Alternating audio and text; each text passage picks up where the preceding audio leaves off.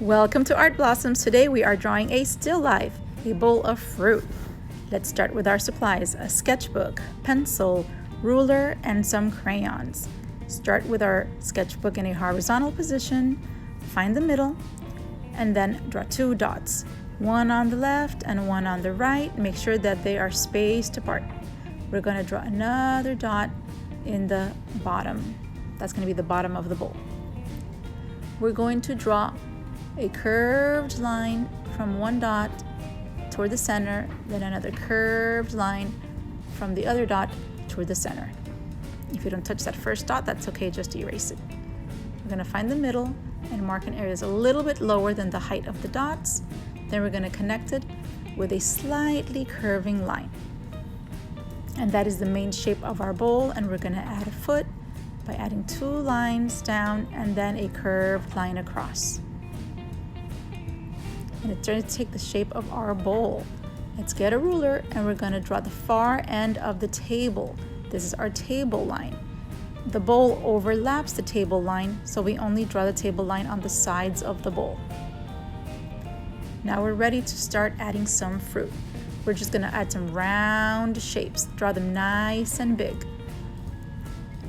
The second round shape is being overlapped by the first. The third is being overlapped by the first one. If your circle is not perfect, that's okay. Fix it and erase it. So far, I have 4 overlapping circles. I'm going to make this circle on the right look like a pear, so I'm going to add an extra shape on the side, and I'm also going to turn this other circle into a pear shape. Once I have that top of the pear shape done, I can take my eraser and erase my guideline.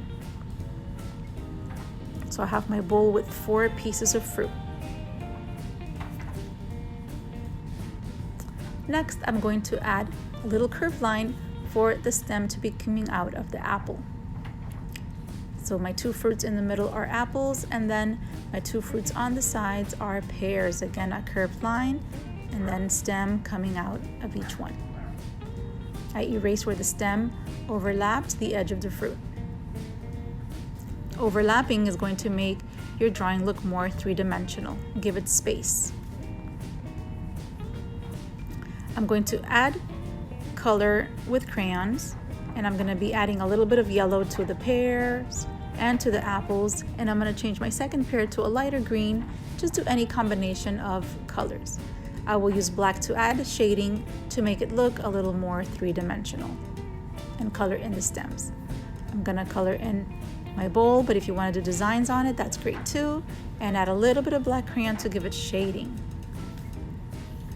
I'm using crayons to draw designs on my background. I press hard with the crayons because I want to do a crayon resist watercolor technique.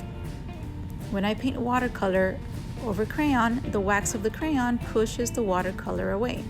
As you can see, the pink dots are pushing away the watercolor, making the yellow color stand out more.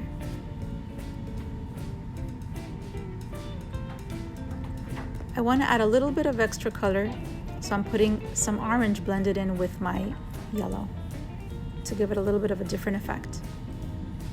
Remember not to over rub the paper too much because you might get a hole. Just blend your colors gently and always clean your brush when switching colors. On the bottom, I used yellow lines, so I'm going to use the complementary of yellow, which is violet.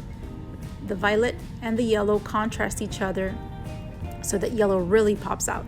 You can tell when I'm painting the watercolor over the yellow crayon doesn't get covered up.